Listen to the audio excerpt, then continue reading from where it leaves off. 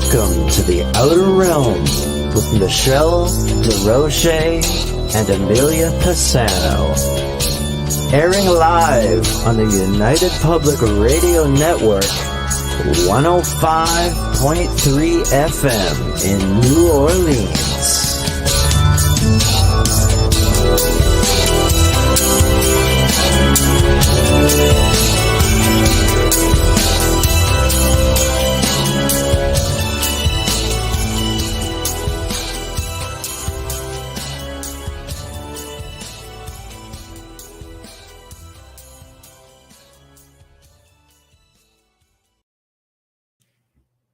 Good evening, everyone. Welcome to the Wednesday night segment of The Outer Realm. We are broadcasting live on the United Public Radio Network, UFO, Paranormal Radio Network, 105.3 and 107.7 FM from the beautiful city of New Orleans.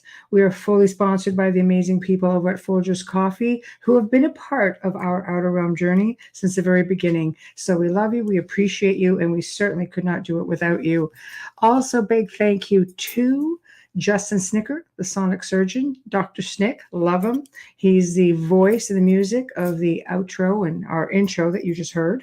So big thank you to him. Check him out on Bandcamp, Spotify, iTunes, Amazon, anywhere you can find great music. He's an award-winning composer of Halloween, horror, sci-fi, and dark wave electronic music, and he's always putting out some great tunes. Also, big thank you to Steve McGinnis, the artist behind all of our banners and logos here at the Outer Realm. Check him out on Facebook and Instagram. See what he's got going on, because there's a lot. Well, it's that time of year again, people. The Outer Realm has been nominated for a third year in a row for the People's Choice Podcast Awards in the category of Best Female Host. Yay! Woo! I know. It's always just such an honor to be nominated, whether you win or not. Hey, just to be thought of is really, really awesome. So check them out again, People's Podcast or People's Choice Podcast Awards. Bit tongue-tied tonight. You'll notice I don't have my bubbly little compadre with me, under the weather. So unfortunately, we're just going to wish her well and hope that she makes it for the show tomorrow night. Now, tonight, for the very first time, the Outer Realm welcomes Kosta Makreas, and I really hope I got that. And he's going to be sharing his own personal contact experience, which prompted him to create a community of over 1 million people from all over the world who are going to come together and discuss. I guess they're going to come together with what's called, like, he's got so many movements, but the People's Disclosure Movement. And they're going to discuss how to use the CE-5. Let me get the banner up here so we can just see. There's quite a bit. So founder of ETLetsTalk.com, the ETLetsTalk community, the People's Disclosure Movement, the People's Love Alliance, and the Global CE-5 Initiative. Like, if that's not a lot going on, I mean, wow.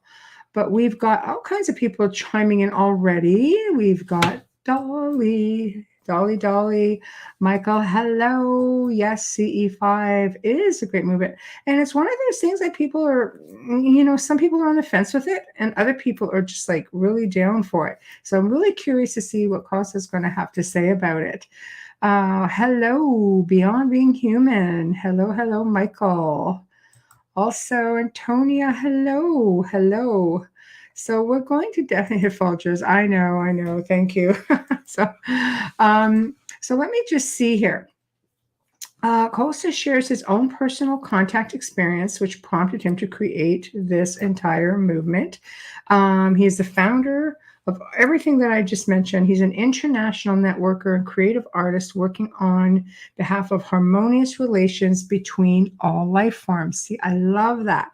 He was born in Fort Wayne, Indiana, earned a BA in computer science, which led to a successful 4-decade software consulting career in the Silicon Valley. See, I love that. And here he is. Let's not wait any longer. And people, thank you for chiming in. Please remember that we have 7 platforms coming into one soundboard. Now, please also remember, we're on Roku TV. We are live there. There is no chat room on Roku. So if you're looking for one, you most certainly will not find one. But there's still another again, 7 platforms. So it's like 7 lanes coming down into one. So we will get to people as we can. And again, we really want to go with what is being discussed at the moment. So if we don't get to you right away, we will scroll back and we will do our best to get to everyone. So please have your comments and questions ready and join me in welcoming our special guest. Hello. Hey, Michelle, how are you? I'm good. How are you? I'm fine. I'm finally glad to meet you in person after all the email exchanges we've been Thank having. you. I know we were just like maniacs there for a while.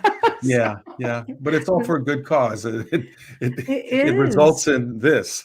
It does. It does. It's people don't realize like there's so much that goes behind putting together something like this.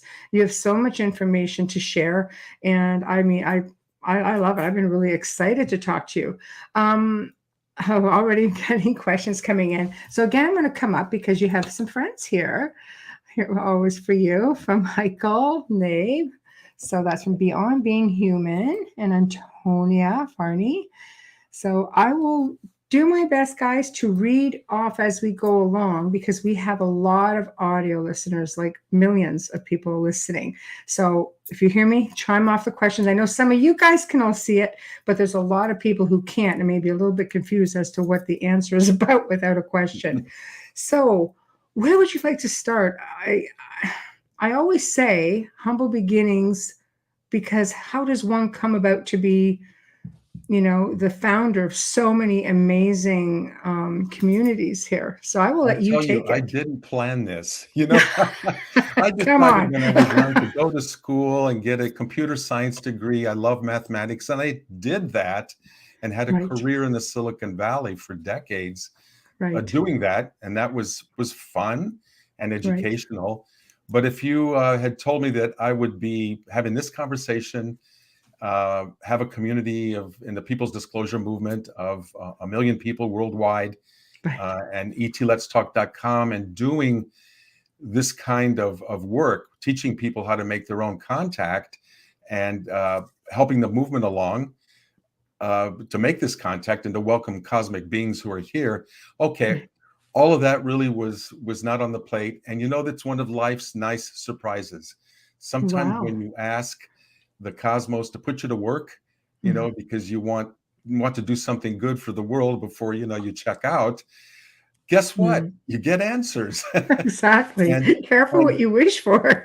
yeah, and in this case, I'm happy that I got what I wished for, which was an opportunity to found and to grow this movement that I think is history making, Right. and that will positively benefit the future. And the fun thing is that it's not about me; it's about all of us being Right. able to be part of the movement as a group and creating the cosmic contact, together. Yeah, And because there's a you lot I boast can say over like a about that as a million. backstory as we go along. Right. Oh, we're going to get into as much as we possibly can with a part 2 on the horizon if we have to. But yeah, you're a community. I mean, this boasts over 1 million people. Like you're really like head deep, I would say, in everything. You didn't just jump in with both feet. I mean, you're just like really, you have a really Well, great community of people. oh yeah, and I really feel blessed to have met so many amazing people, some of Yeah. whom are probably listening in, and some of whom I have yet to meet. So if you're out there and you think of yourself as being amazing, well, you are. Right. And if you've made contact, I'll do my pitch right now. Just come to ETLetsTalk.com, where the membership's free, Mhm. and you can become part of our larger community, so that we can do what I like to say, which is we're going to crowdsource. We are crowdsourcing We a are. people's disclosure, as Yes. opposed to the other kind. And we can talk about that because that's kind of timely news now, Yes. today, with the hearings that went on in the United States in the Congress, Yes. in official capacity, Right. rather than in the people's capacity, which is really what I'm all about. Right. Right. And I like to say, Michelle, that everybody's got a story. I've been working in this community since 2006, so going on 16 plus years now. And everybody who comes to it invariably says a couple of the same things, which is, Oh my God. I'm glad I found a place where I can talk about my experiences. And Right. unlike my family, my partner, my work associates, It's tough. I can talk and people Yeah. won't think I'm crazy or try to fire me or ruin my Mm-hmm. reputation. Mm-hmm. So that's the first thing they say. And then the next thing they ask is, okay, I'm coming out of the closet here and joining this community. Is there anybody near me? You know, we're human beings, right? We're social animals. Right. So we want to find someone else to share Mm-hmm. a group. And Mm-hmm. with the map that we have on the website, as well as other resources that I provide to people who join up, Mm-hmm. we try to hook you up with other groups, people nearby. And if they're not nearby, then at least you can make what we used to call pen pals. They're now Right. email pals all over the world. You can find people to support you. And that's Right. what really this is about. It's a safe place, a safe community Mm-hmm. for people to tell their stories and to synergize all our efforts, not just I one of us love making that. contact. There's thousands upon thousands doing it. And that's powerful. And I'll talk more why that Oh is. yeah, because I already have like a lot of questions, and Oh, well, go I'm just ahead. like I just want to jump into everything. Well, I'm going to start off with your experience. What started it all for you? I think that's probably the best way to start because it's probably what started it for everybody who comes to you. You Everybody know? has a different story, Yeah. and mine is a little bit more ordinary, but maybe not. Oh. When I was growing up, and I'm a gentleman of an advanced age, so Mhm. my youth was in the '60s and the '70s. My teenage and post-teenage years here in the United States in the Midwest, Yeah. Yeah. uh, and if you know me a little bit of history there, that was a pretty exciting time to be alive It with a was. lot of movements, a lot of social, political Mm-hmm. upheaval, and wonderful things and not so wonderful things going on. Mm-hmm. And that affected me. That formed my youth. I was a political and spiritual organizer at the time. I liked Mm-hmm. to find other communities and organize things. And of course, we didn't have the internet back then, but we had Right. snail mail and things like that, and demonstrations of this and that. But as a young kid, very young, like I'd say before 10 years old, maybe 11, I was into astronomy, had a telescope. I read a lot of science fiction, everything I could get my hands on. Mm-hmm. I was into the NASA program, regardless of what you think about NASA now, and I know it's a Mm-hmm. controversial thing. Yeah. Yeah. Back then, we really did go to the moon. You know, Mm-hmm. let's get over that, right? And what was going on with the space program there captivated many people in my entire generation. Mm-hmm. You know, with the Mercury, the Gemini, and the Apollo programs. So my point is, Kosta back then was all about space, Right. telescope, science fiction, looking at the moonshots and all that. I picked up a book on UFOs again, sometimes when I was maybe 10 or 11.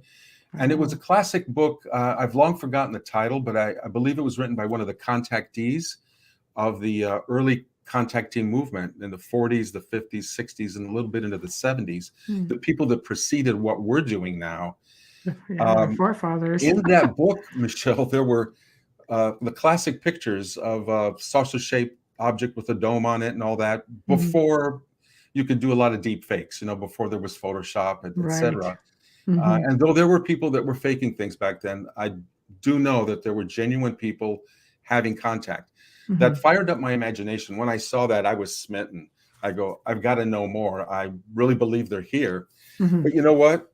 I kind of dropped that interest. And like I mentioned before, I had a pretty conventional life. I went to university, got my computer science degree, minor in math, Mm-hmm. came out to the Silicon Valley in the early 80s and had Right. a long career as an independent software consultant. Mm-hmm. Got married, had a couple kids, got divorced, got remarried to my current wife, Hollis Polk, Right. who I hope to bring on this program with you someday because she's also Anytime. has shared a lot of Yes. the experiences I'll be talking about. Okay. Yeah. But that's my background. And in 2006, I got on the internet just to see what the words UFO in the Google search would produce. Try putting UFO in there. You Right. know, I don't know how many millions results you get now, but Yeah. back then Yeah. it was like drinking from a fire hose. There Right. was so much in 2006.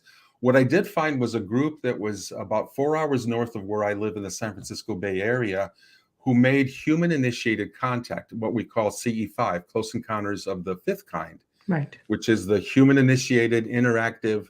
We call them in instead of just driving around and hoping someday we'll have a sighting or an encounter. Those Right. are close encounters 1 through 4 with Right. various definitions. Yes. But close encounter number 5, this group was teaching people how to do their own. And I said to my wife, I've got to go. I did not know that we can initiate the conversation. I want to meet star people. And you know what? Part of me was a little bit afraid because I grew up with all the Hollywood movies, all the negative, Yeah. right? The Day the Earth Stood Still being a big Yeah. one too, right? Although there were some positive messages in that particular movie, but yet in other movies and in Yeah. science fiction, things always didn't turn out well for humans. No. But I decided to go with a lot of excitement, a little bit of fear, and I asked my wife, you want to come with me? It's a week-long thing, night and day, and we'll sit out under the stars, and these people promise we'll make some kind of contact. She said, nah, I totally believe they're here. It's a huge universe, and go with my blessings. I support you. Have fun. Be the guinea But pig. I don't see what the UFOs have to do with my daily life. I've got a couple businesses to run, Right. and I don't see how they affect my daily life, but I do believe in it and I support you. So anyway, I went, and during that week I had 3 experiences that changed my life. Wow. I can talk more in detail about Please, those. please. Yeah. The stage Yeah. is yours, Kosta. This is your show. Oh, Take it where that's you nice like. of you. Oh, I wish all of life pleasure. were that, where just the whole world would say, Costa, however you want it, take it that way. Yeah, Because don't we all exactly. want that? No, Wherever you but want to thank go, you. we'll follow along. Yeah. Thank you, Michelle. That's very gracious of you. Pleasure. Uh, Pleasure. yeah, I had 3 experiences, and I believe I may have. I think I successfully sent you a couple pictures, Yes. Yes. Would you like me to show them? at least one from those, as I tell the story. Okay. The 1 most, second. I'll bring them up. yeah, Which 2 one of would them you were the like most first? dramatic ones. Um, The one where you're just standing like this, or the anomaly? Actually, for the first story, there is no picture, so I'll describe it as Okay. best I Okay. You can let me because know I when know you're that your ready, and I'll listeners. get them ready. Right. Yeah, Okay. yeah, and then Okay. I can launch into the other ones. Okay. Uh, Perfect.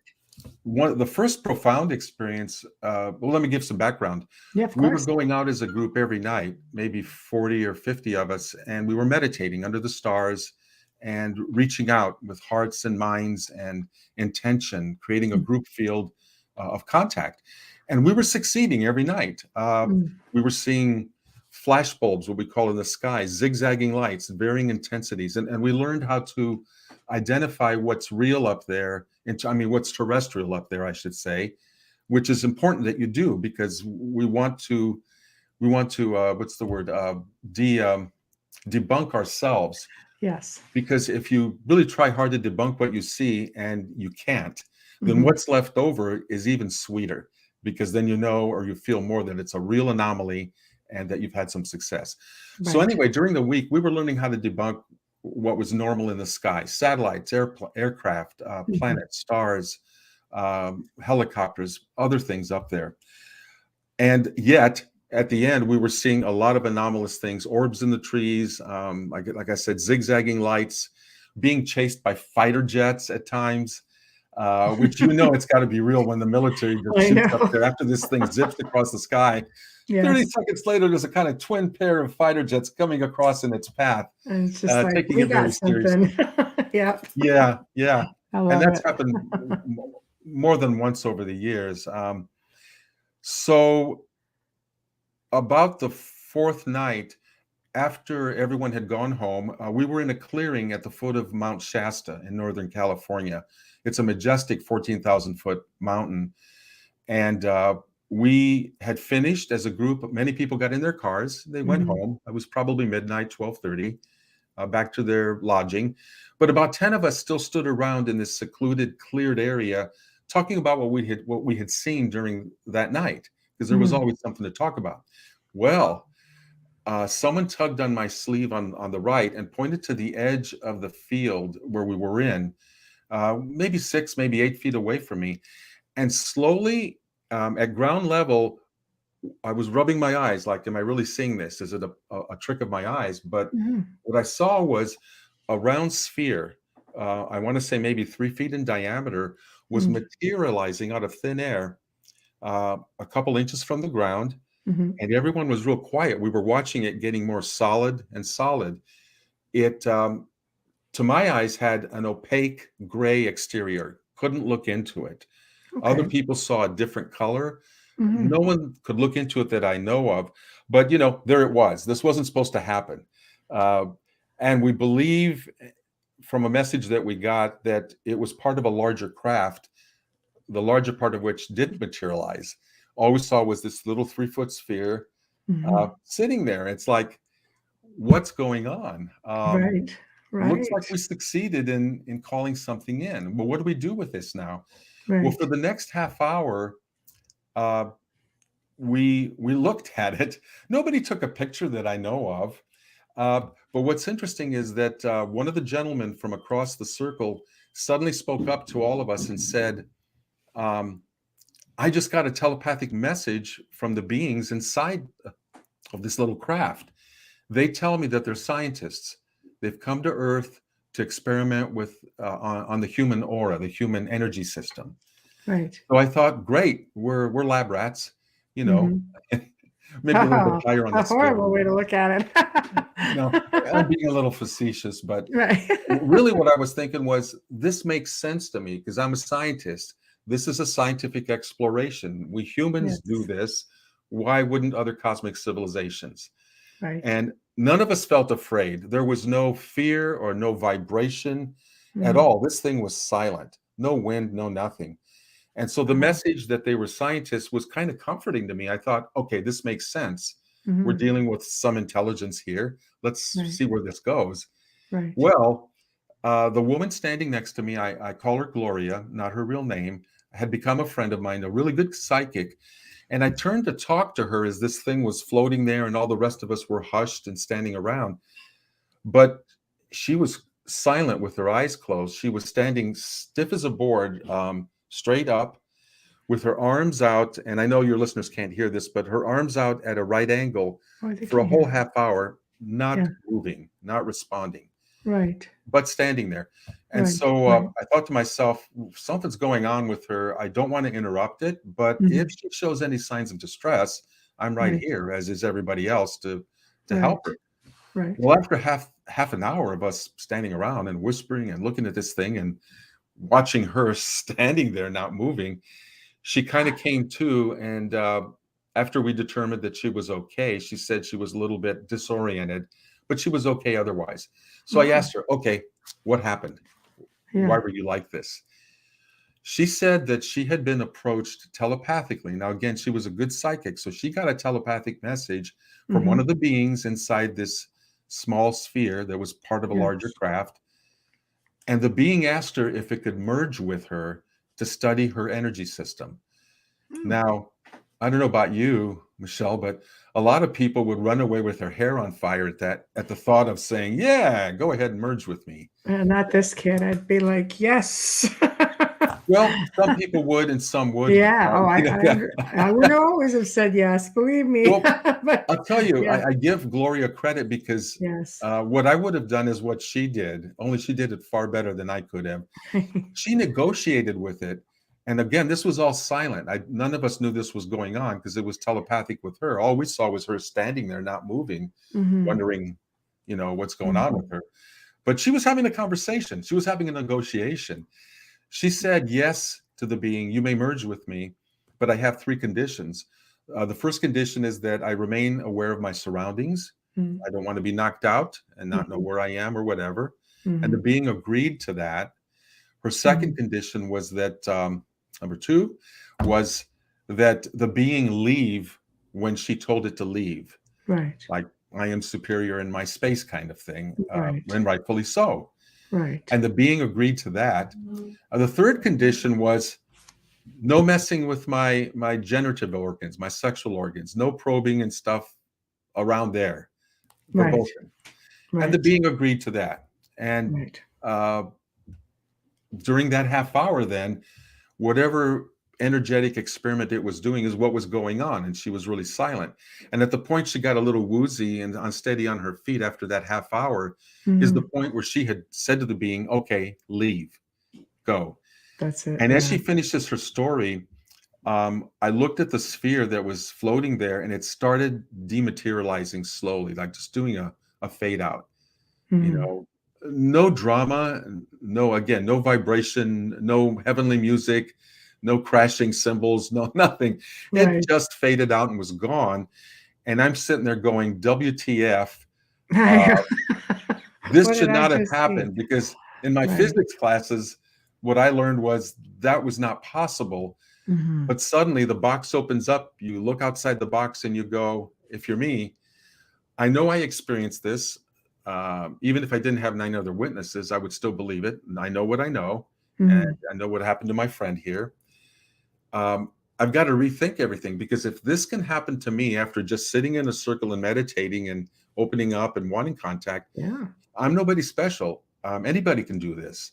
So Right. that's at the point where I decided that I would start organizing people on the internet to teach uh, what they call CE-5 protocols to Right. make their own contact. And that's the precursor, the beginning of the People's Disclosure Movement, Right. which really is nothing but thousands and thousands and thousands of people making their own contact and sharing it with each Yes. other.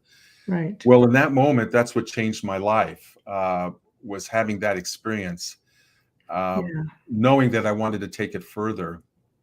Right. Um, Dolly says that ET was remoting you. She's also like an aware contactee experiencer. Like she's very, very like, I mean, pretty much at will. So this is I a person you understand want that. to get to know.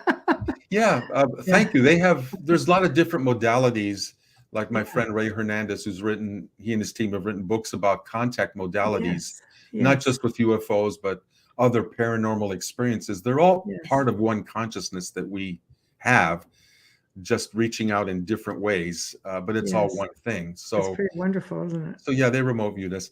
But Yes. here's the second thing that happened that week that was, again, nothing in my life prepared me for that. Mhm. Every morning during that week, it was my habit to call my wife back home and share with her what we had experienced the night before. I was like a fifth grader, just real Yeah. excited, because finally this was coming true for me. This was not somebody's secondhand account like I Yes. had heard. I had friends along the way and during the years who had flyovers of craft that stopped Right. their car with beams coming down and rotating lights underneath and no sound. Classic stuff. They were never harmed, Yeah. but Yeah. real up close encounters that people that I trusted told me about. Mhm. But once you have your own, you go from being what I call a believer into being a knower, and nobody Mhm. can take that from you. Then I just know what you know. Right. So I was describing to my wife every morning what we had seen the night before, new stuff, old stuff. And then about the fourth morning, she stops me and says, "Wait a minute, before you get into this, I've got a story for you." And I thought to It's myself, like, what? I'm going, Yeah. I thought, what could be cooler than what I experienced? Right. No ego here. Right. No, but really, I thought, I know her, and she would not have stopped me if this was not something worth stopping me for. Right. So she said that the night before, here at home in our bedroom in the San Francisco Bay Area, she had turned off the light and was just, she puts it, scooching down into bed. That's a great verb. Scooch, I scooch, you scooch, we all scooch. It's I have to slang. remember that spooching. It's Yeah, like a buzzword. I like it. that's a nice buzzword. Yeah, It probably is. very dated. Um, but she was scooching down into bed and had, like I said, turned off the light. And you need to know that she's a professional and has been for many decades, clairvoyant, Right. psychic, and telepathic. But what I'm about to describe, that she described to me, was what she saw with her physical eyes, and she Right. has very good night vision, so Right. she didn't need any light. So the light's off. She's getting ready to scooching down into bed, and there, at the foot of the bed, are four, maybe five beings, 3.5-ish feet tall, staring back at her at the foot of Huh. the bed. They had large heads. They were white, translucent. She couldn't Mhm. make out many details of the face. I think she said they had large eyes, Mm-hmm. maybe a slit for a mouth, maybe something like that, but couldn't see much more.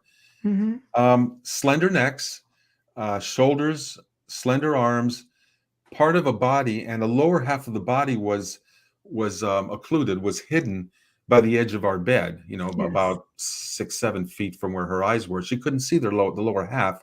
Right. So we surmised that they were physical enough that something physical like a bed could hide them. It's not Yes. like they were transparent and could shine Right. through it or something. Yeah. But there they were, and she was shocked and couldn't say anything. She was not afraid Mm. because she said that as they looked at her, there were waves of love coming off of them onto her. She Mm-hmm. had never felt so much love. Mm-hmm. So even though she was surprised and shocked, she wasn't afraid. Who can be afraid of that much love, is what she says. Right. And she Right. heard in her mind in the sing-song way, "Who are you?" To this day, we figure they found me up at Mount Shasta doing my Oh, you thing with were the at Mount group. Shasta? Oh gosh, Yeah. that explains everything. Oh, right. I didn't mention Mount Shasta. Okay, Mount I should have. Shasta, no. That's just an instant CE-5 waiting to happen. Yeah, yeah, really. Just cross the boundary into town, and That's we didn't get wonderful. buzzed Yeah, by some object, I guess. I love it. It's not quite that yet, but it could be. Yeah. So they asked her, "Who are you?" And we figured that they found me making contact in Mount Shasta and followed my energetic link Mm, back to her, right, and they're kind of wondering, why is there so much energy that this guy's putting towards this person? So right. their question, "Who are you?" She didn't think of, for a while, they just stared at each other, and she thought she should say something. To this day, she wishes, what she asked them rather is, "Where are you from?" And to this day, she wishes she instead had asked, "How did you get here?" Because she's an engineer, and Right. would love to know the propulsion methods and the formulas the way that I would. But no, Yes. she asked them, "Where are you from?" And in that sing-song voice, and very slowly, they responded to her, and they said, "Ah, Arcturus." And that kind of ended it. They looked at each other a little bit more, and then they faded out. Hmm. She scooched into bed and went to sleep. And a lot of people probably couldn't handle something like that. I mean, I'm not saying it in a bad way, but just Hmm. from the excitement, and Yes. like, you want to stand on a rooftop and tell the world or not. Hmm. Uh, but she went to sleep and knew that the following morning she'd be telling me that story, as she did. Right. So the next thing she asks me as she finishes the story is, "Arcturus, is that a place?" Hmm. Now, she had been a NASA geek when she was young, but not really into astronomy. Right. And so she didn't know that Arcturus, I explained to her, yeah, it's a hyper red giant in the constellation Bootes. Hmm. Pardon my Latin. I That's didn't take Latin. okay. I'm with you. Bootes. But yeah, Yes. it's a place. It's a hyper red giant. And if they said they're from Arcturus, then Hmm. that's astronomy 101. She said, Right. fine. And the next thing she says, now this thing is very real for me. Next year, Mm. I'm coming with you. Wow. And to this day, and I'm doing it now, I want to thank my Arcturian friends Right. for showing up, because that was her life-changing experience in terms of having something that she really had no imagination for. This is Right. a woman who fell asleep at the first Star Wars because science fiction bores her. Right. She fell Right. asleep through the whole movie. So Wow. she's not the kind of person who's wishing and hoping all her life and fantasizing that she'll have some kind of, UFO experience. No, not Right. at all. But yet, Right. this thing happened to her, and she felt it was even more genuine because she had not wanted it to happen. She had never thought about it, but it happened, and now she Hmm. became a knower instead of Hmm. just a believer. Right. Yeah. I think it's So fantastic. yeah, that cemented the whole thing. I mean, I had my own first experience up Hmm. close and personal. My wife had hers, Hmm. and then I had a third thing happen that week, which, and the good things come in threes. Of course, always. Yeah, yeah. The the three things rounded out my whole experience of the week. And by the time I got home, I knew what I had to do. I had a day job as a software guy, and that was great. But uh, in the evenings, it was time to get on the internet, find other people like myself, organize groups, create networks, and tell people, if I did this, I'm nobody special. You can too. And there's a reason about 3-4 years later, and I'll explain that too, Of course. why I felt the impulse to start organizing people. That there was a deep reason and a direction for that. Mm-hmm. But what I'm explaining, the next thing is you have the picture. I'll tell the story and then you can show the picture. Yeah. Okay. It's Yeah. the org one.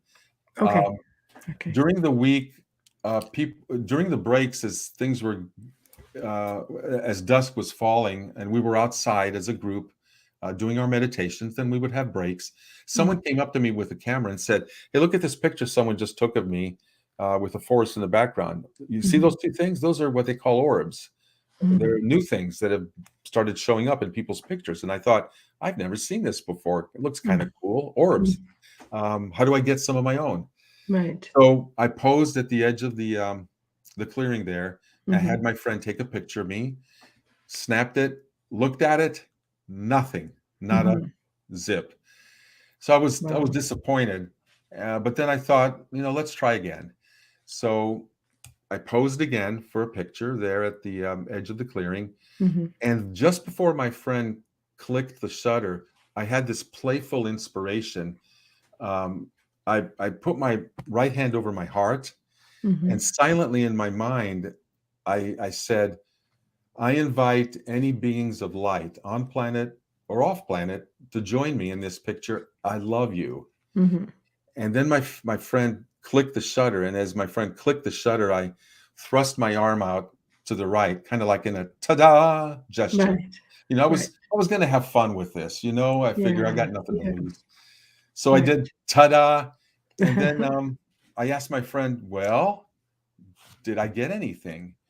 And he said, I asked, "Did I get a couple?" He said, "A couple thousand." And if you can show the I picture, the will. picture's Okay. the Give me result one of second. what Let me go happened. share screen. Go to the window. Here we are. Share. There we go. Yeah, that's me, the guy Yes. in the middle.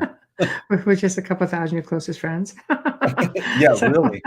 Now, for right. people who are just listening in, what you see is me standing there in a with a dark background on this kind of like semi-grassy field. Right. But I've got both my arms out, like, here it is, just really normal. But Right. around me are what must be hundreds, if not a few thousands of orbs, different sizes, different intensities. I look like Right. I'm in a bubble machine or something, like someone has inserted me and I'm just all Right. over. And has Now, I have anyone to tried say to that debunk this? Because I we, mean, the we tried to debunkers would debunk this. say, oh, it's dust orbs, or it's moisture, or it's pollen, or everybody's got well, it's one of this or this or this. Have Yeah. you come across anybody trying to diminish your experience? Oh, I yes, of guess. course. Right. Of course. Well, the thing is, we tried to diminish my experience in Yes. the moment. We took Right. other pictures of each Yes. other, of myself, and there was Right. nothing after Wow. this. I We love threw it. dust up in the air. It wasn't raining, Okay. so it was no humidity in the air. Right. Right. We used different cameras, and we could not replicate what you see here. I love it. Yeah. So I stand by it, and Yes. Yes. Yes. in the ensuing years, I've seen other people who are quite serious about this and who make a study of it, also producing really phenomenal thousands of orbs types of pictures like this. Right. Well, it's energy too, Yeah, a lot of That's just energy. it. And what's cool is when I got home, I'm able to talk to my spirit guides because my wife helps me. She does that kind of channeling. I am Right. telepathic and I will listen to them on my own, but it's so much easier because she's better at it than I am. So I dialed up my Yes. spirit guides and I said to them, I asked them, "Hey, I had this experience. I've got this picture. Was that you?" And they said, "Yes, that was us on planet and off planet." And they Oh, advised me that I should keep a hard copy of this picture, right. fold it up, keep it in my pocket. And whenever I felt alone, lonely, depressed, down and out, they said I should pull it Mm, out, look at it, and remember that I'm never alone. never alone. Absolutely And not. so when people join ET Let's Talk, part of what I send to them as they join the community is this Mm, picture with the story and with right. the assurance that if I'm never alone, then neither are you. You know, we Right. just have to open up and ask for it. And every now Hmm. and then we can get a physical representation like a picture like this that Right. we do really indeed have a lot of company. And yet they have many other ways to contact us. But a Right. picture is worth 1,000 of those words. And I treasure that picture and I Right. share it Right. with people. Yeah. I think it's And great that you have that memento. It just feels like you're being embraced, by all of this incredible energy. Especially if you're trying to replicate it and you can't. That to me, if it's environmental, you will be able to replicate it. And if you can't replicate it, it's just not an environmental thing. and in ensuing pictures over the other years, we would catch other orbs, but nothing like this. And they Yes. started appearing for other people. So Very either nice. we're all having mass hallucinations all over the world with this, or Yeah. Right. but I do agree that people should debunk as much as they can, Yes. because prepare yourself. Not everyone will believe you, and Mm, mm, the better prepared you are, the better you can defend uh, the experience that you had. right. And I treasure this, and believe me, I have used it. When I'm a little Right. down, I look at Uh-huh. that and I go, "Hello, folks. I could use some help here with ABC. How about it?" Right. And No, they're friends. And I again, I I'm not the love only it. one. I love it. Let me catch up to just a few things here. Jenny Mashburn, may I ask what year this was? This is Two, amazing. 2006. Very nice. Very nice. Okay. Tara Dolly says the system that you were talking about is in the Zeta Reticuli. Which system? I The guess the one you mentioned. This, yeah, the Arcturus? Arcturia. Um, Is I'm it? not so sure. What I remember, and this is my astronomy going back way too many decades. Right. It was Butte's, but that's easily identifiable. So if Yeah. people want to go look up Arcturus, Right. uh, Okay. There we go. yeah, you can look there. That's just good. Already, it already eluded me. Pauline says we'll attend my very first CE-5 Acosta in India in July. So excited. Polly from Cleveland, Ohio. Hi, Thank you. Polly. Nice to see you on the picture there. I There look we forward go. to seeing you there. And that's Um, something I want to talk about too along the way is the yeah. retreats, the two retreats that I and ET Let's Talk are doing this year in person. Yeah, I want to cover everything. I'm going to get in and just come up to one of our first questions before we get too far ahead, because this one's for you. I have a question with Gaia introducing a series. Now, the types of aliens that are already known, like the Palladians and the Greys, are they indeed, in your opinion, I'm going to say, actually living here on Earth? That's a great question. This one In is my all yours. opinion, and with some personal knowledge, I can say yes. I have met on occasion. Uh, it depends on who you believe and who you're listening to. I am Mhm. not an authority on which ones are living on Earth. Right. But I will say that in the contacts that I have had with them, I have been told that some of them are so alike humans that they could pass you on the street and you would never know. And I know people who've had those kinds of encounters, people who I trust, Mm, and that they're here by their thousands, if not a few millions. And they may be from different systems. Uh, mhm. I would agree all I with can you on say is that. if I were in their shoes, and I'm not, this is above my pay grade, but Right. if I were contacting a planet-based culture and I looked like one of them, I certainly would want to maybe immerse myself in the societies Mhm. and get to know them a lot better that way. Mhm. So it's something that I would do, and I'm imagining that certainly other cosmic civilizations are able to and Mhm. are doing that. I would agree with you. I would. I mean, we're not the first. I always say we're not the first kick at the can at civilization on this planet by any means. We're probably at least the third or fourth. So I'm sure there are many here amongst other planets. It's a big world, and we barely just touch on it Barely. as a civilization, right? So Well, it's- you just, even if you follow the like the Webb telescope and the Hubble, and Mhm, which I love to do, and I recommend that people look these up on their websites. Every mhm, day, astronomers are discovering exoplanets. Some of them are right, in what's called the Goldilocks zone, which would be the kind of zone that would produce life as we know it. But of right, course, I believe that there's also life as we don't know it. So it doesn't always have to be in the Goldilocks zone. But my right. point is, they're discovering planets by the hundreds, Mhm, and they're extrapolating. And these are just the serious materialistic astronomers. We're not talking about people who claim to have ET contact or anything, but they're mhm, just looking through their instruments, doing the math, extrapolating, and saying there are literally billions of planets out there right. in our Milky Way galaxy alone, and our galaxy is one of hundreds of billions. Yeah, It's unfathomable, absolutely. and the human mind cannot wrap itself around an Mhm, immensity of that kind. I Um, agree. who are we in our ego to assume that we are the only life in this vastness? I Uh, think it's just we've been conditioned to believe that, like the ancient people lived so like harmoniously, and we're in full contact with beings from the stars or here, you know, you're right. comes the whole Roswell thing. All of a sudden, everything changes. And it's like, no, no, this never existed. Well, I don't know. I'm kind of seeing out of place artifacts. I'm kind of seeing petroglyphs. I'm kind of seeing all these monuments. So No, going, you're absolutely right. They've been around a while, thousands of years, and there is a wider public now that is accepting that.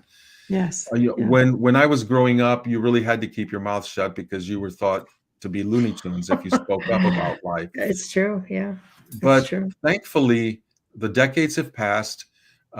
Series like Star Trek and all its permutations, Close Mhm, Encounters of the Third Kind, mhm, E.T., and mhm, other positive movies have mhm. opened up the minds of succeeding generations, so that now I look at Gen Z, the Yes, youngest generation at the moment, to have a label. There'll be another one after it, of course, yes, yes. but a lot of those young people are just saying, yeah, of course there's life. So we're starting Yeah. off from a baseline now of course there's other life. Mhm. And these And are it's particularly the accepted. people I would like to reach, Right. uh, because they're the most open. Right. Right. No, I agree. And you said one key word that I'm glad you said, and it's positive, because there's just so much that there's so much rhetoric out there, and there's just so much media and fear-based media, false flag media, that sort of stuff out there that people do tend to pay attention because we are very conditioned. But like I said, everybody's got one of these now, for the most part. And you can't just hide things anymore. Right. And I think, you have governments all over the world and militaries going, if you can't beat them, join them. Because now the technology that they use to track us all is also the same technology that is helping us as individuals capture and experience pretty phenomenal things out there.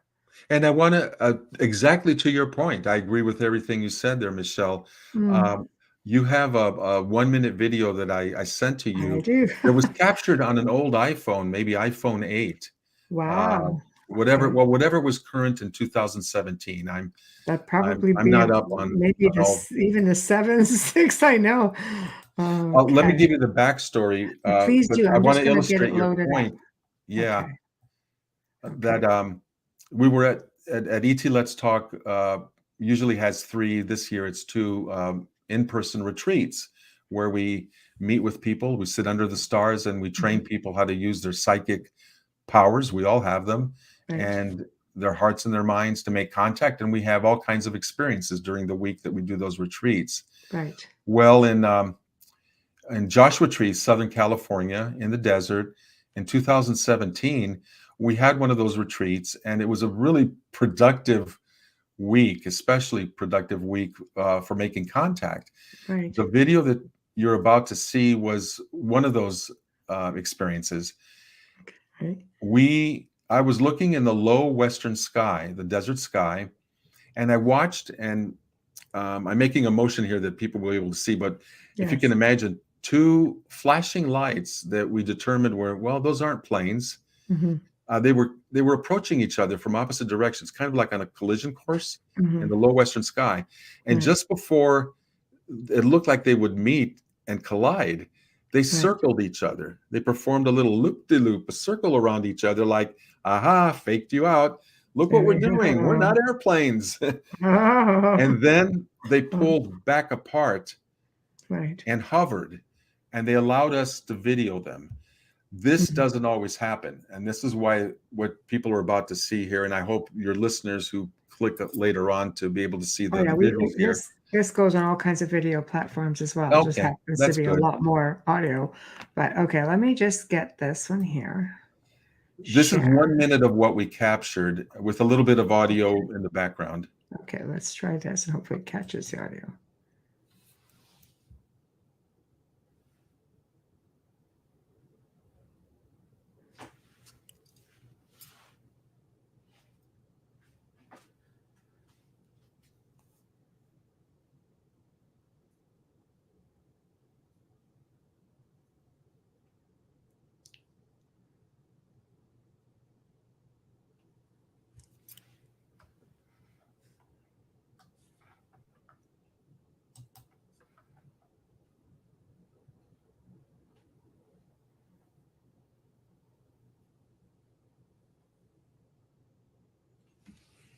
I'm not hearing any audio from it, but I hope others are. Oh, yeah, I can hear the audio. Absolutely. It's definitely there because I'm listening to all of it. Guys, you have to go and check out the video version of all this. And of course, the link, it stays up everywhere you're watching it now. And it will be on Roku as a repeat as well. So, wow. So that's interesting. So what is Well, your take on yeah, that? people will say, okay, there's a bunch of flashing lights there, but no, it's more than that. Like I say, you watch them travel, do circles, pull apart, and hover there, and you can kind of make out the superstructure. Other people have done some work with that video and can see like a shape, like you're Almost looks looking like edge on. triangular. The one on Yeah, the with right almost looked like a bit of a boomerang triangle yeah, a it's little it's hard to bit. tell in Yeah. the dark what the shape was, but it was I couldn't full of tell those with the left blinking one though. lights. Two of Yeah. those. Uh, Um, Dolly's asking when was the date of the video? Sorry. That was um, October 18th, 2017? if that's yeah, it Yes, that's probably what said was that in on that. the first frame. It sounds right. Yeah. October 18, 2017. Yeah. Um, yeah, so they don't always allow you to video them like that because during that same week, we had another starcraft that we believe came down to the ground about a half mile away, could see the shape, could Mhm. see the lights, and it stayed for quite a while there. And we're all up and exciting and looking at it with binoculars and all that Right. off in the distance. And when one of our people pulled out a professional camera and started to video it, Mhm. their battery gave out. The camera just went poof. And they Mm. go, that's a new battery. They put in another battery, fired it up, the camera, and that one died too. So they had some kind of a means of saying, no, we're Right. not going to allow you to do that. Right. However, a night or two later, you see what I just showed here, where they did Yes. show up, two of them. And Yeah. yeah, That's so impressive. Yeah. yeah, we feel privileged, and we feel there was a message. Mhm.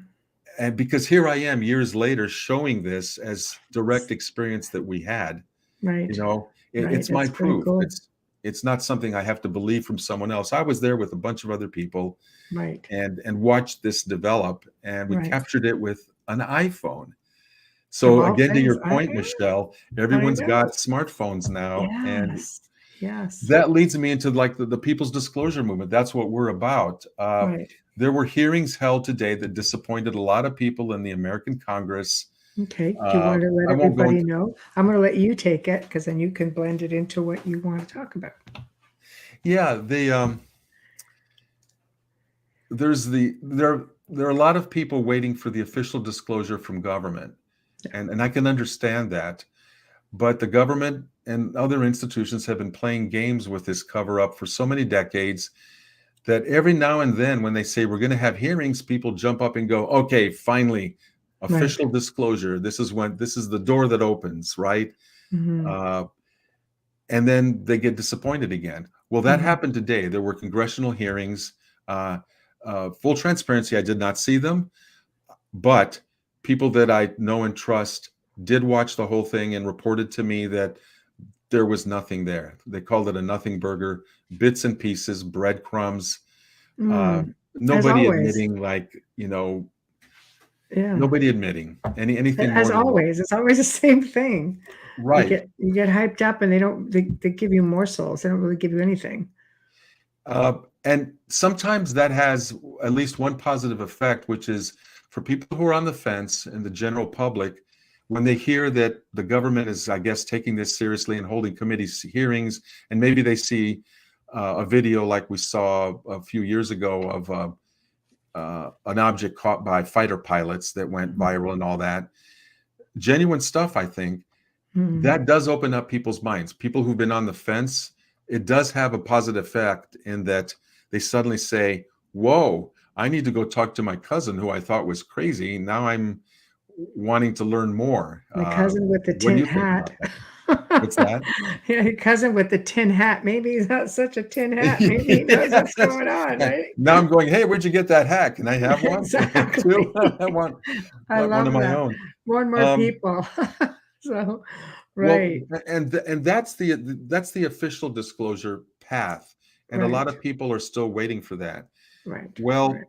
in 2010, 4 years after I had my very first experience at Mount Shasta, and after I had been organizing people on the internet Mm-hmm. around this topic, I had a communication from what I call my star friends.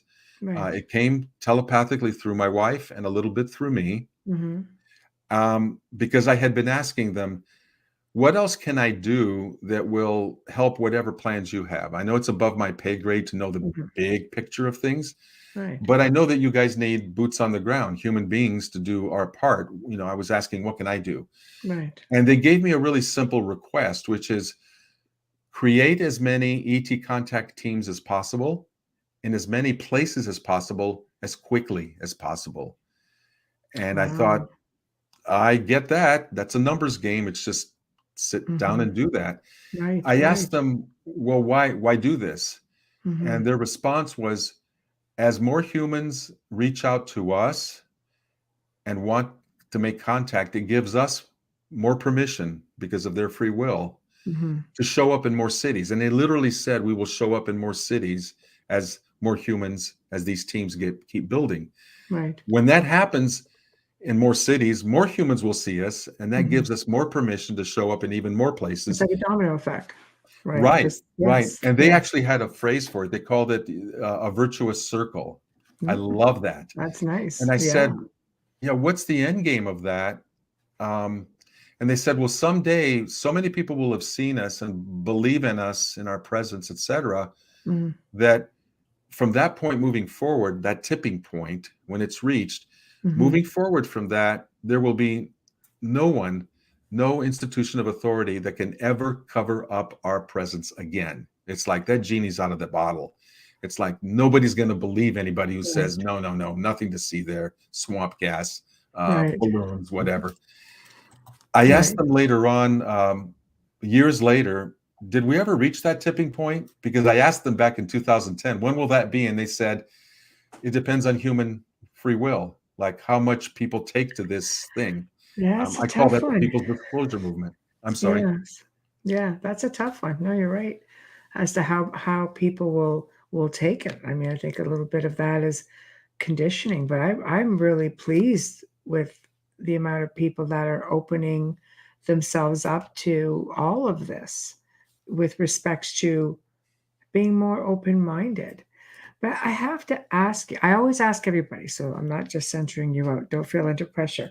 People who talk about the CE-5 movement. See, for me, it was always very different. I could just think about it and I would have an experience. I mean, Russian scientists were doing this back in like the 80s. They're like, we don't have to go looking for them. They would just go to like an old base where they had a scientific lab, and they would just sit there and do exactly what you're doing. Call for them, and they would come in, and So this is something that's I think is something that's been going on for a long time. But now I think people are more comfortable in doing it. But do you ever feel that there's any possibility of danger? And I ask that because, like, you have good people, not so good people. Maybe you have some good, extraterrestrial races, and maybe some you need to be concerned about. What No, are your I thoughts that you might? understand. That Yeah, question does come up, and yeah, it's look, everything is vibration in the universe, right? And agreed, it's agreed. frequency. And depending Yes, on where our consciousness is, we can scale up into higher frequencies of love and universal things, or down into more material areas. And we will attract through our frequency right. uh, life that exists at that level. So my answer to that is, of course, you can encounter negative things. Mhm. But in the protocols that I teach, I Right. emphasize that love of you, Mhm. your love, your connection to your group, if you're doing it with a group, Right. amplifying it, and creating an invitation Mhm. of love and goodwill is what will protect you. Now, having said that, if during that protocol people want to do their own individual protective kind of thing, Mhm. that's okay too, and probably necessary Right.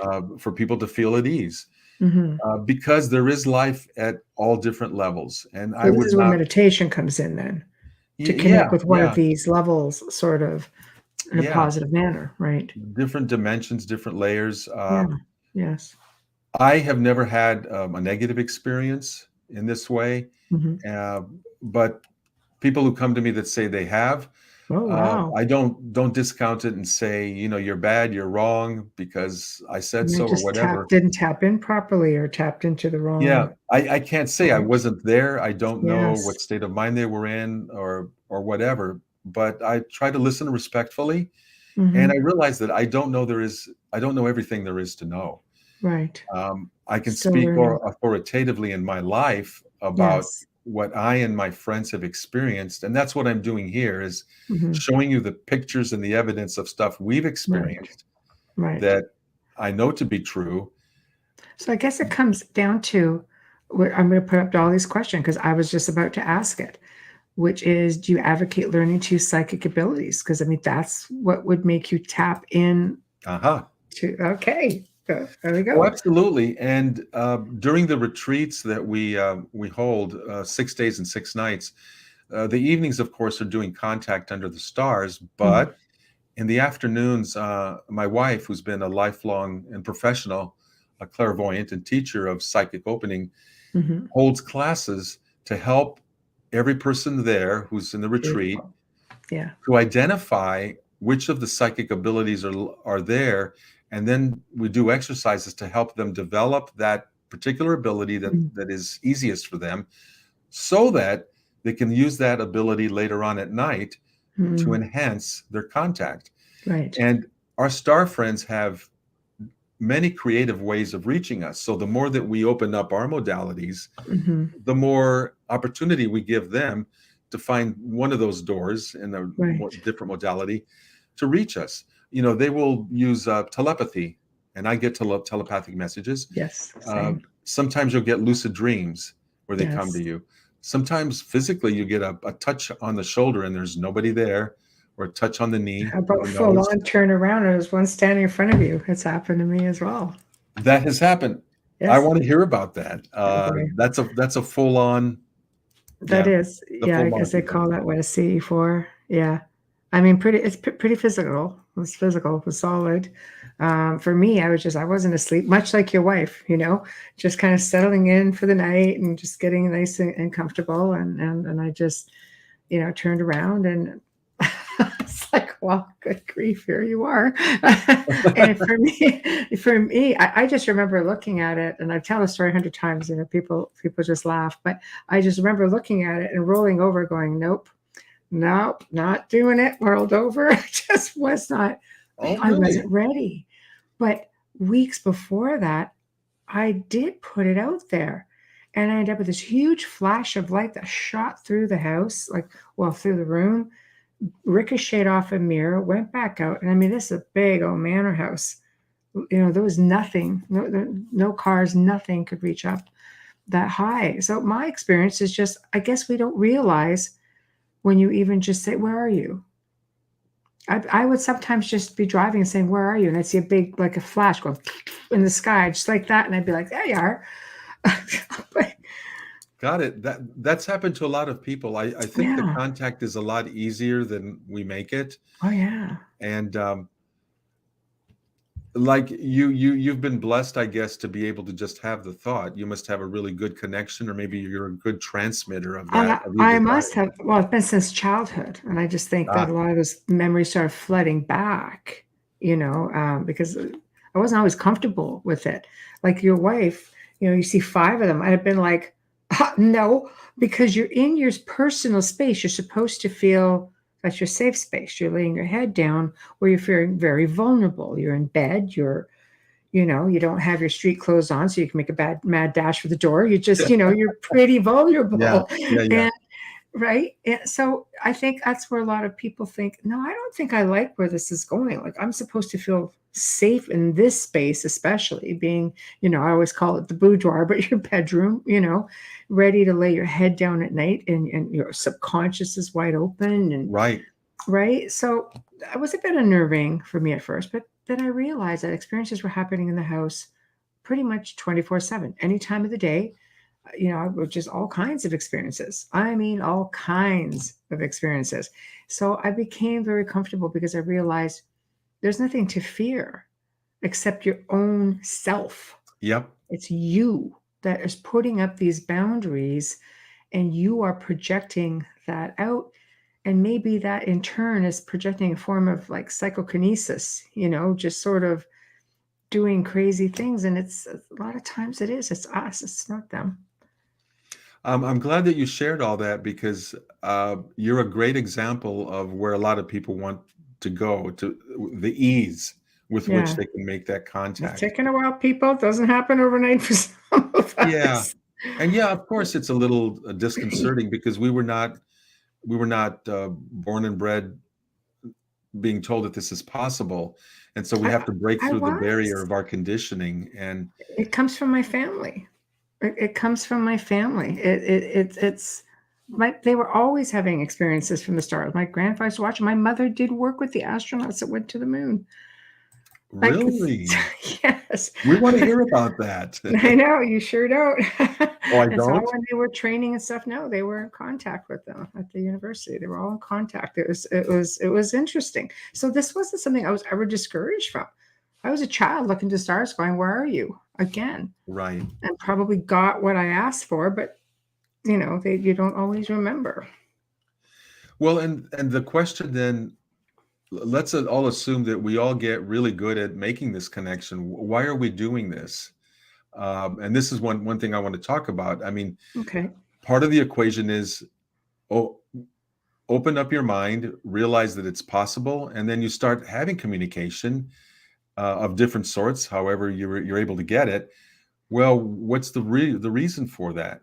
And I want to go back to what my star friends said in 2010 when they talked about that tipping point, Yes. which is we're becoming cosmic humanity after we reach this tipping point, which, by the way, they told me a couple years ago that we did reach the tipping point in 2019. So Wow. I want to put it out there. The people's disclosure happened. We have achieved disclosure. And guess what, folks? We did it. Not me. We did it Hmm. because my star friends have said that the movement between 2010 and 2019, when the tipping point was reached and exceeded, the movement of us exceeded by far every expectation they had of it when they asked that it start in 2010. Hmm. So we blew their minds in a nice way, in a very Right. loving way. Right. And they're very happy. To this day, they say that our people's disclosure movement Mhm. is like a snowball rolling downhill that can't be stopped. Wow. And I That's want people to a compliment. understand that we all are part of that. We are making history. The People's Disclosure Movement is the world's widest and largest interactive contact ever between humans and cosmic beings. Yes. And we're all part of it. We don't need $10 billion telescopes to send out signals, or radio You're the antennas to send out receptacle. signals and Right. hope that we get something back that we can decode. Right. Man, all you need is a lawn chair, a safe space, even in your living room or by the forest or Believe by the you me, sea all or it your takes is a backyard. mere thought, and you know where they're gonna pop Or up. if you're Michelle, a mere thought as you're getting a sandwich from the refrigerator. I know. It Why, could did be you just bring enough about for anywhere. two? I know. I kid you not. There was an experience where something in the middle of the day hit the house next door. We did not know what had happened. Something came shooting through the one window of the houses. The windows, the walls of this house are 3 feet thick. And it Wow. came shooting. The whole window went like this. A flash of something went right by us and hit one of the other windows on the other side of the house. Wow. And we got a call that night from the neighbor who was out of town, who got notified by another neighbor something hit her house. Wow. I mean, knocked right through the wall of the house. Was like, Put a hole into the wall? oh, and it knocked the wall, the whole everything inside. Yeah. Oh. And there was no tire marks. There was like nothing. It was she had a huge front lawn. It was a huge, quiet intersection in a quiet community. And there was just no, so I think, there's things going on out there, guys. Well, with there no are. rhyme or What reason. do you think it was? Was that something to be frightened of then? Because I mean, it did do some No. physical damage. Well, I think the house is in its way. Either that or it traversed through, like Dolly says, it came through interdimensionally. I completely believe this, and I think it might have shifted a car off, zigzag, but whatever it was, it hit and went through that house, came through my house, and went out the other way. And my friend and I were sitting there going, okay, was it just me? Just something just really go through the Did you house. see what I saw? Pretty much. Nobody wants to be that guy. So we just kind of look at each other and go, did you see that? It's like, thank God it wasn't me who said it first. And it was. Right? Because nobody wants to, you're still kind of on the fence with that. But if that's happened many times where something has just gone, like huge things just go right across the road in front of the car. And I'm just sitting there going like, where do I live? Like, I need to reframe this. I'm an instant CE-5. Yeah, you are. Hey, I want to party with you, cowgirl. Right? You are welcome. You are welcome to come down. You and your lovely wife. We'll do it. Okay. Yeah, or you come join us at the retreat. Thank you. You'll be our secret. You're going to use me as a decoy, aren't you? Just throw me out there. No. I'm kidding. As bait, maybe bait. Yeah. Maybe bait. Okay, it's me a bait. Yeah, forget the decoy. I'll just get right in the middle of all of it. Well, see, you are where I think a lot of people will be as we continue in our People's Disclosure Movement, making contact. The whole idea is to form relationships. Yes. In 2010, my star friends basically said, do not think of us as gods. Don't treat us that way. We are family. We're elder, brothers, sisters, and cousins. That's a very intense statement. It is. And because I'll tell you the ancients what. did revere them like that. I took that to heart. And not too long after that, there I was in my car driving in the fast lane, as usual. I was driving from the San Francisco Bay Area to Sacramento in California, where I was going to meet my wife. She was up there on business. So I'm alone in the car doing past the speed limit. Let's put it that way. I'm with you. And I was kind of in a zone, how on a long stretch of highway where there isn't much traffic, you just go in a zone, and every now and then you just kind of come to and you go, my God, who was driving this the last 15 minutes? I was just on autopilot. And it's a little scary, but if you're of a certain age and have many years under your belt driving, you've learned how to do this. That's the state I was in, is what I'm trying to say. Just driving along. And my reverie, let me say this. I was thinking about the encounter we had with my star friends, where they talked to us about being family and about creating this people's disclosure movement, all these contact teams, et cetera, et cetera. That was on my mind. But suddenly, in the lane to my right, my reverie was broken, and I just kind of like snapped out of it because a semi-trailer truck came zipping by me. I mean, it had to be doing 90 or 100 miles an hour. I don't know what that is in kilometers right now, but someone That's can lots. probably do the math. Yeah. They were going way It's too about fast. This was a 60. full-on semi truck. Yeah. Yeah. So anyway, it got my attention. Well, it was followed by a second truck behind it in the lane to my right, which was going slower. And by now, because of the first truck, I'm very alert. I'm going, whoa, what was that dude doing? Here comes the second truck coming by, but not so fast that as it passed me on my right, I could see the back on the back of the trailer truck, big old semi-trailer. There were these block letters written, a message, and it was like someone, if you've ever seen a dusty windshield in a car and you Yes. write the words "wash me" on it, and then you run away like you're a kid. Yeah. That's what came to mind. Is on the back of this, I saw these big letters, and I'm going, "Who did that?" I don't know what they were written in, but you know what? You know what the letter said on the back of the semi? It said, "ETs are family," and then it was gone. It just zipped ahead, and I'm gobsmacked at that. Completely. Yeah, and I'm saying, okay, thank you. Boy, you guys have a way of getting a message across. I hear you. And not small way either. And not a small way. So the thing is, they want to partner with us to create a golden age. They have a lot of technological and spiritual technologies, gifts that they can share with us once we can make full open contact. And I do believe, and actually I know that part of their plan is to get as many millions of us open to this and forming our own relationships and making it a more normal thing. Like you might do if you discovered like a cousin in a foreign country who's really cool, who's done a few more things in life, gone down the path a little bit more, and you just want to learn from them, ask them questions, get some guidance. Right. That's the way I think of this, elder brothers, sisters, and cousins. Right. So that I know that's what they want, for us to normalize this. And I tell you, Generation Z and the millennials and whatever comes after Generation Z are so open to this that I really believe we will have normal, full open contact on Earth probably in the next generation. And I agree. I know that for a fact. I don't know the year and a date, and anybody that gives you those is probably wrong.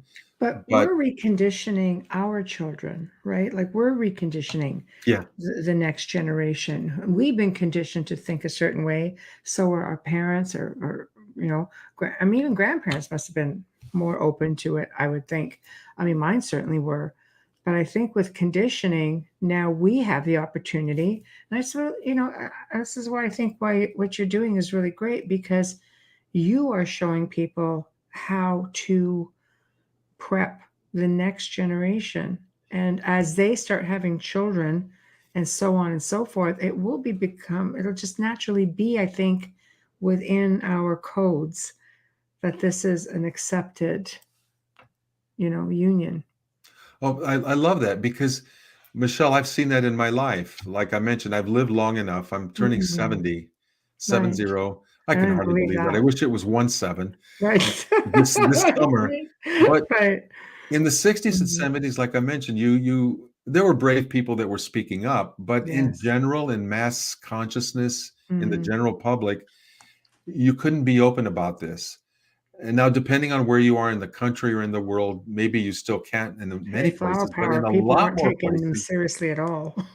Yeah. Seriously. I've seen the change in my life from shut up, kid, to tell me your story. You had a contact, and now we have communities, and we're growing and meeting others across generations who are having this contact and wanting to make more and more. That's just been in my life. Imagine, as you were saying, Michelle, the children and the grandchildren of the Gen Zers now, as we move forward.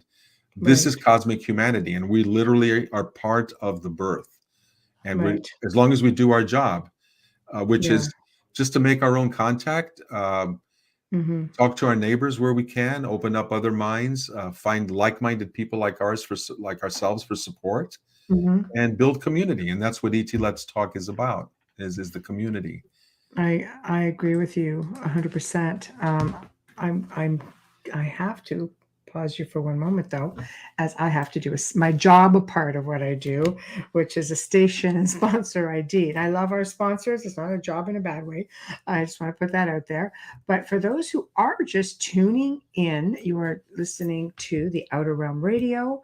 We're broadcasting live on the United Public Radio Network UFO Paranormal Radio Network 105.3 and 107.7 FM from the beautiful city of New Orleans. We are fully sponsored by the amazing people over at Folgers Coffee, again, who have been a part of our journey since the beginning.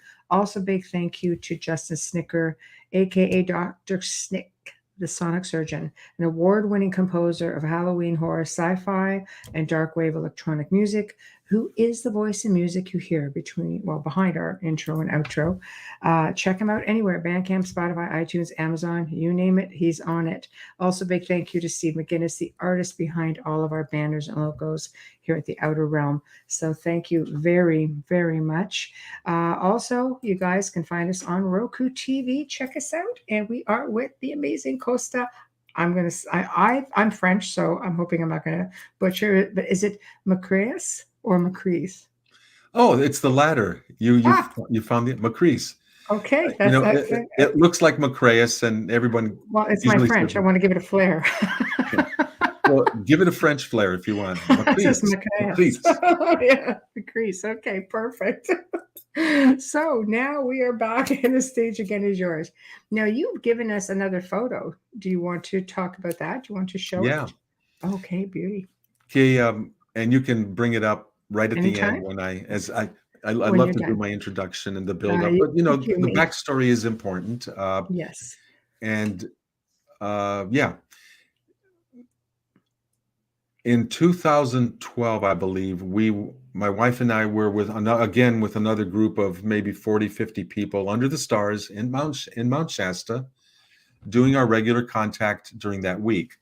Now, prior coming to that particular retreat, maybe the year prior to that, we had been befriended by a woman named Reverend Pam Plauché, wonderful woman who's on the other side now, but became a good friend. And Pam was quite the character. She was openly Pleiadian and talking about it and using Pleiadian Reiki and things like that, and was always talking about how her father was a commander of a Pleiadian starship, and that if we wished some night when we were doing our sky watches, our contact, he would buzz us, he would show up.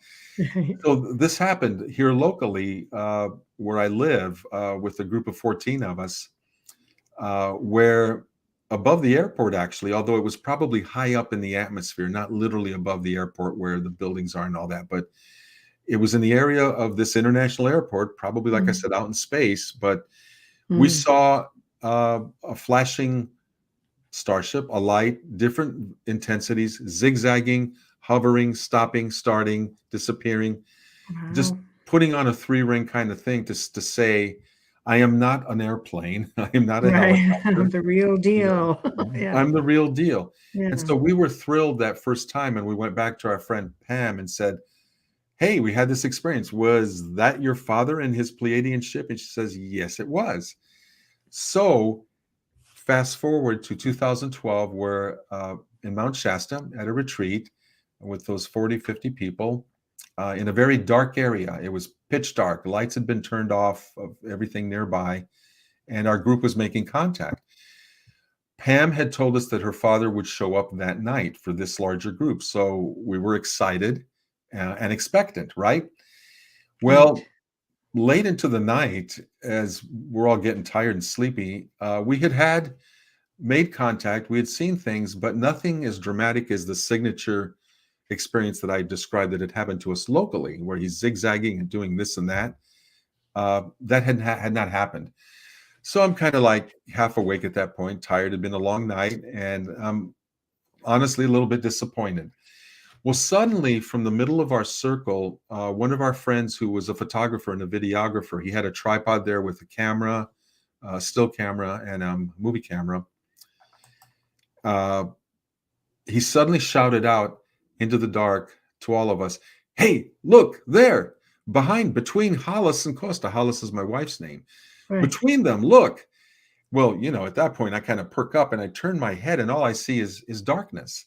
But he's Mm-hmm. real excited, and other people are looking over there, and I'm assuming, I don't think they saw anything, just dark. So we don't know what's Right. up with that. But we got up, we walked to the middle of the circle where he had his equipment set up, and we looked through his still camera.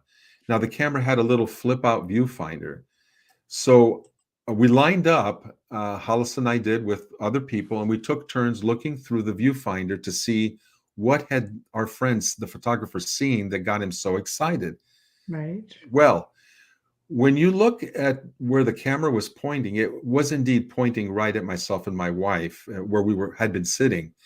So it was lined up with us. But when you looked from that vantage point, from the center of the circle, it was still dark there. Your naked eye saw nothing. But if you lowered your eyes and looked at the viewfinder of where the camera was pointing, Mm. it was alive with a picture, a visual. And yet when you look back up, there's nothing there in the blackness, but you look at the viewfinder and it's full of a figure there. Yeah. And you can bring that forward and show what it was that all of Coming us at you. saw through the viewfinder. There it is. There it is. Wow. His name is, and I probably don't get the pronunciation correct, I think it's Hirate. And when I checked with my friend Pam later, we said, we were expecting him to show up in the sky like before. Was that him, like having a joke on us and like showing up behind us? Yeah. She goes, Wow. yeah, that was him. She called him father. Wow. That is And interesting. Wow. to describe to those people who don't see it, well, I've seen this so much. I would like a fresh pair of eyes and words from you, Michelle, to tell the listeners what I, we were looking at. I wish I could actually I wish I could actually give a comment, because I don't know if I'm looking at a craft. I don't know if I'm looking at um, a profile. It's extraordinary. Whatever it is I'm looking at, it really is. It's extraordinary. I would need to spend quite a bit of time with it, but Mhm. it's just I can't quite figure out what is on top as much as I can, just trying to catch all of this. I'll tell you what I see. For people who don't see these colors, there's blues, there's whites, Mm. there's yellow, there's looks like a red orange, kind of Mhm. a brown. To me, this looks like a torso, like you're looking through a keyhole, so you're not seeing the whole figure. You're just looking at Mm. whatever the shape of the keyhole A reveals to torso. you. Right. So I liken it that way. But what I see is a torso with lapels, wearing a vest. There's big lapels. There's something along the torso going down. Looks like a vest in blue. Mhm. Looks like a shoulder. No legs are showing in this. But on top of that torso part, it looks like part of a head. Now, some people see a face in there. I'm not able to do that, but they see a Mhm. face. And then on top of it, what looks like brown headgear. Maybe it's a communication device or a teleportation device. I don't know. Yeah, it could be like a side profile. You Like know a what I mean? profile of a Yeah. humanoid. Yes, yes, yes, yes. Like I look at the side profile where I can see like eyes and like a nose, like down. Like this is what I see. I see more like here, so I could see part of what you're describing. So it is. It's quite interesting. Um, I would love to just play with it. Well, go ahead, have Yeah, at it. yeah, And yeah. and that's what's remarkable is everybody who lined up in our group saw this through the viewfinder, but nothing in the physical space with our physical eyes. Hmm. So somehow Hirate, this being, was able to manipulate or show up within the camera's Hmm. ability but not within what the human eye can do. I Right. don't know. I can't explain it. All I No, but can do that's is what show makes it it and give you the so backstory and interesting. say, "Hey, we were all sober. This was Right. this was for real thing. Many people saw it, Mm. and we had a But backstory as to who it was." and that's what makes it interesting when you have other people experiencing it Yeah, at the same time, right? yeah, It's not just like I was saying earlier, nobody wants to be that guy. Like, did you see that? It's always easier when you have other people experiencing it and seeing pretty much the same thing. Sometimes you get people have different perspectives. We all see things differently. But the fact that you're seeing something at the same time to me is really fascinating. So, I mean, moving forward now, you've got a lot of these events coming up. Let's talk about that a little bit as we're oh yeah, slowly inching towards the top of the hour. sure. Thank you. Well, Pleasure. for one thing, since 2010, when my star friends uh, asked me to start creating all these groups in as many places as possible, as quickly as possible, what I instituted then was a monthly virtual get together wherever you are in the world on a Saturday that I would publish ahead of time, Right. near the new moon, so that the dark of the sky would be dark. I would announce a date every month, and we've been doing this now. We're in I think, our 13th year of every month having all of our groups in our People's Disclosure Movement, Right. at least the ones I know about. There's so much going on, and it's grown so much now. I have lost track of how many groups there are or where they are, and I knew Right. that it would be that way, and it's good. It's gotten big, Yeah, it's but at great. least every month, for people who are on our social media site or are Hmm. members of our community, on the ETLetsTalk.com website, I make an announcement. I said the global CE-5 initiative this Saturday. This is the date. You've got all day, wherever you feel comfortable at whatever time of day. Hmm. Use your imagination. Join us in your imagination as a network. Visualize it. Join with your heart, and let's all send up love beams of invitation to our Hmm. star friends that we're here and that we want to connect and we want to communicate. So we've been doing that monthly, and it costs nothing. You just Hmm. receive the announcement. And like I said, you've got the 24 hours of that Saturday to join in from wherever you feel comfortable, whenever time that suits you. Hmm. Additionally, every year we have in-person retreats that are much smaller. I like maybe 15 to 20 people. So Right. room is limited, but Yeah. we hold them in different locations across the U.S. Mm. This year we did skip the Mount Shasta one. I hope to reinstitute that That's a next good year. one.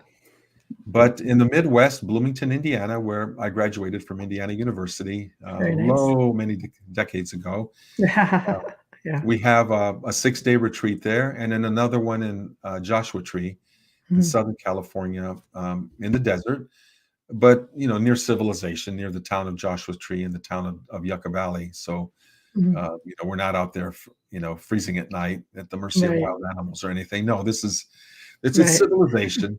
Right. Um, and during those 6 days and nights, we teach the contact. We form a group unity. We make friends. We have fun. People recreate during the day. I make the Mhm. retreats into a balance between personal time that you can have while Mhm. you're there to enjoy the area, doing whatever you like to do, biking, Mhm. hiking, swimming, shopping, eating, whatever, Right. but also balanced with being taught in the afternoons how to use your psychic abilities. I do some Mhm. lecturing on the People's Love Alliance, which I haven't had a chance to talk about tonight, maybe another night. Oh, absolutely. And I talk about the People's Disclosure Movement. People get classes, again, Mhm. from my wife. And at night, we do our contact. And Right. every retreat is different. Mhm. We have different dramatic things happen at each one every year. So I'm always looking forward to those for that reason, because How does that we work when see you're in standard a stuff, but we city also get environment? surprises. I'm Sorry, sorry, what? Kosta. No, so how does that work in a city environment? Like, most people would think that you would have to go out into the, this will say, "Oh, go into the mountains, go out by the water," but if when you're in a town or a city, is as effective? Yes.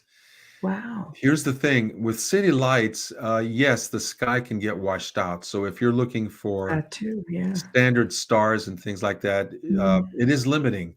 Yes. But as I mentioned before, our star friends have a lot of creative ways. In Okay. cities, people have seen objects floating through a neighborhood, for example, Right.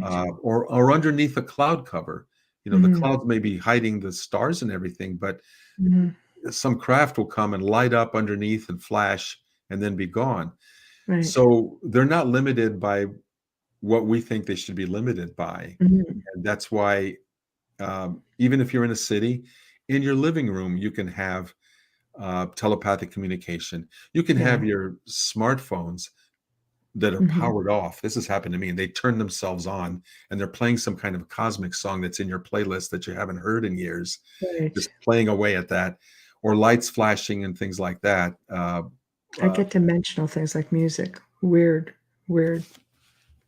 chanting or Gregorian, all is kinds that of what you get? I get a lot, many, all times of the day. All times I'm awake. Wow.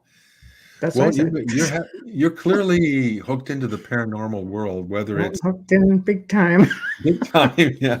And Yeah. you still seem like such a nice lady, Thanks. I'm trying to hang on to my sanity, that's all. no, very grounded. I don't Thank think you. anybody could be doing this kind of program for as long as you have, and not be grounded, you know, Thank you. and Yeah. know how to take care of business here in the physical world. I think if you push aside your fears, you can Yeah. pretty much accomplish anything. Yeah, because they're ready to communicate. They want to partner with Yeah. us. And this Mhm. probably goes for interdimensionals. We haven't talked about angels, guides, I love it. That's people a in whole other other show dimensions. I'm thinking. Yeah, it gives us some great content. It does, and sometimes you can wonder, well, was that really ET or was that angelic? And we start tripping up over our words and our human concepts and the labels. Yes. Um, what I just tell people is just experience the experience. If it's comfortable and you're feeling love, you're learning something, maybe you're getting healed, you're opening up, Mm. whatever that source was, as long as it was a high source, it's good. Maybe it was ET, maybe it was angelic, whatever Mhm. label, but Mhm.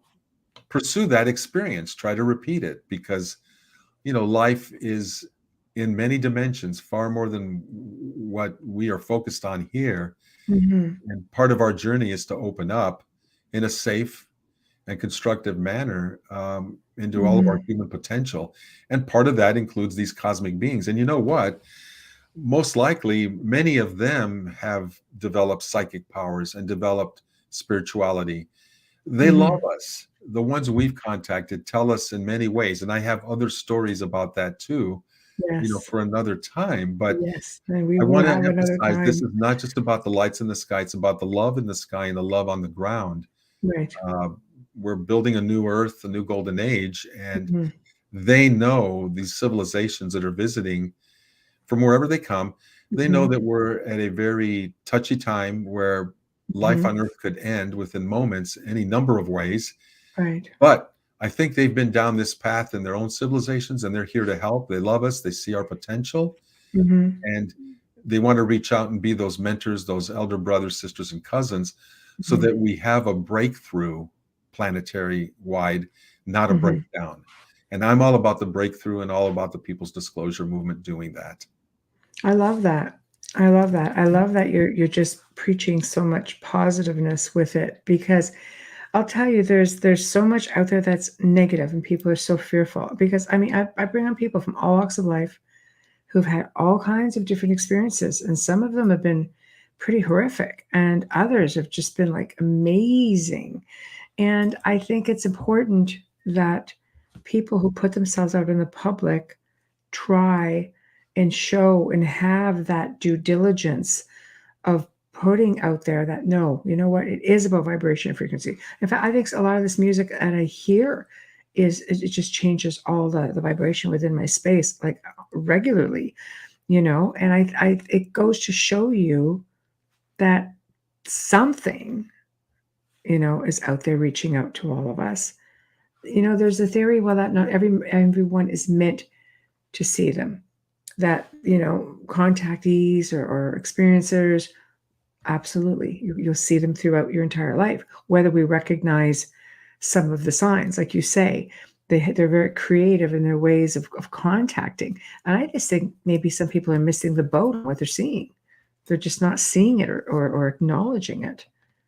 That's true. You learn to be very aware of your environment and what suddenly changes in it, because there may Yes. be a message there happening around you that you don't see. Yes. Um, and then And there'll do be you other think, times, like I say, they touch you on the shoulder and they go, "I'm here." yeah, Oh, hello. I know. I know.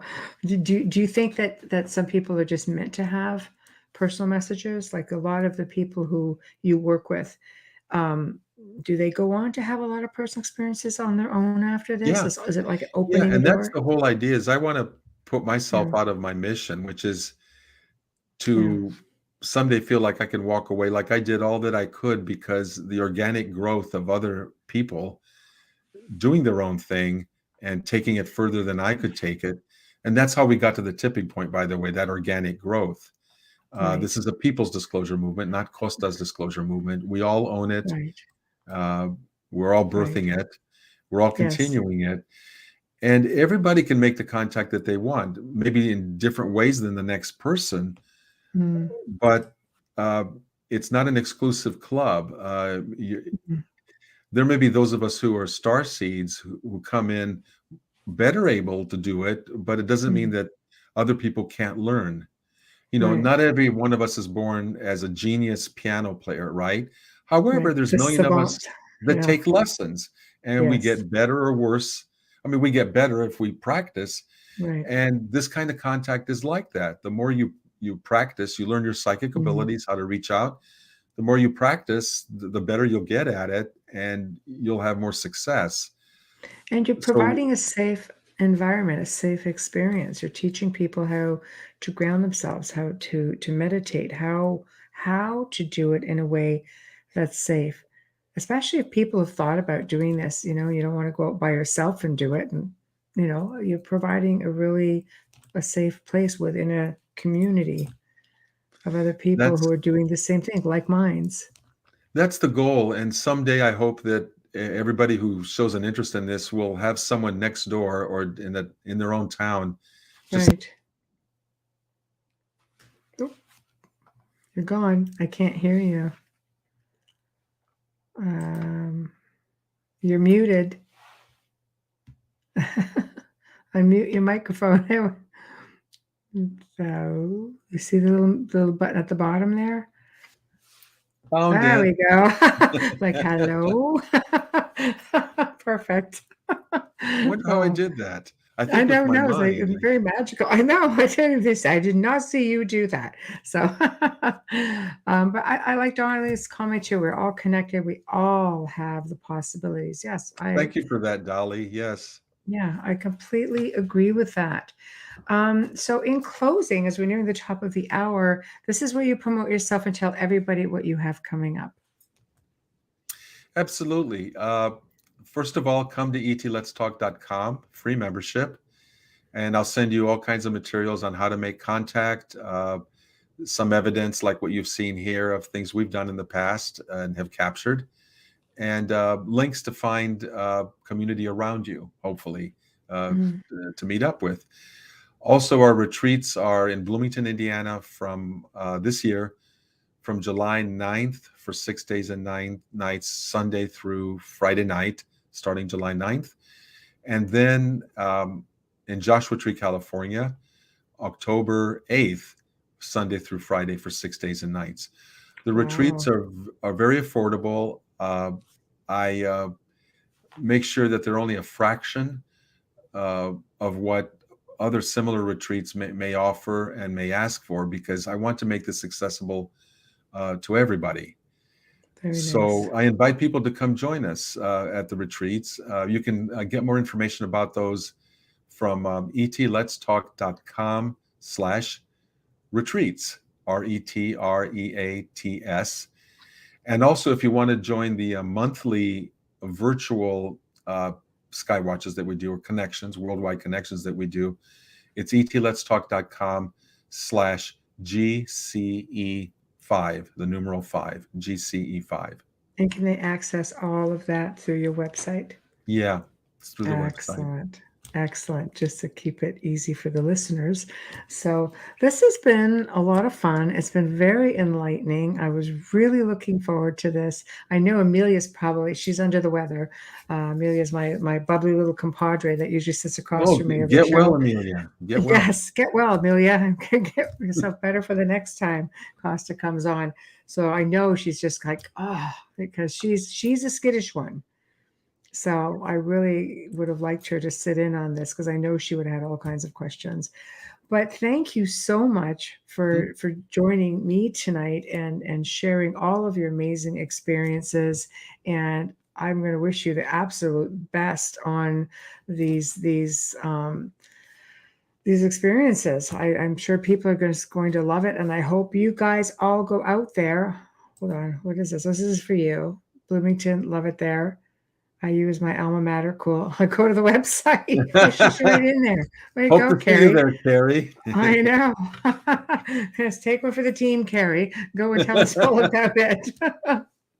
But you will hear from me. I will connect up with you via email after the show. We're going to get a part 2 booked up. And I'm going to Okay, send you links and all that fun stuff. good. Thank you very much for having me on. It was a pleasure. You're very easy to talk to, Thank you. relaxing, Thank you. and I want to hear more of your stories in the future too, because you're connected. And Oh, I'm the life of the party, without a doubt. So, but yes, thank you. And I would love to share them with you. okay. All Thanks, right. Michelle. And thank you to everybody out there. All right. Thank you, Kosta. I'll be in touch. Well, we have come to the end of another amazing segment here on the Outer Realm. That was super informative, and I love it. Everybody hears about the CE-5s, and there's some people that are skittish, some people not. I've been on the fence with it a lot, but I really enjoy the positive aspect about all of it. You'll hear me say it all the time. Just embrace it. It's not always something to be fearful of, except for ourselves. Anyway, big thank you to Kosta Makreas for joining us. We will be bringing him back on. I just love his energy, so we're definitely going to do it again. Big thank you to Folgers Coffee. Big thank you to Dr. Snick, Justin Snicker, and Steve McGinnis. If you guys enjoy the show, please, whatever platform you're on, just show us some support, subscribe. Like, follow, share, comment, whatever the case may be, please do it. We would appreciate you doing that. And thank you. All people, you all chiming in. And thank you so much. You guys in the chat room make it that much better. So thank you all for being here. Tomorrow night, okay, I know a lot of people have been waiting for this one. We welcome Robert W. Sullivan IV, and he's going to be discussing his books, Cinema Symbolism.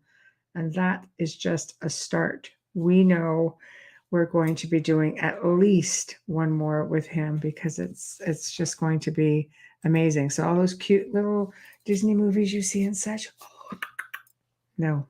We're going to learn all kinds of stuff tomorrow.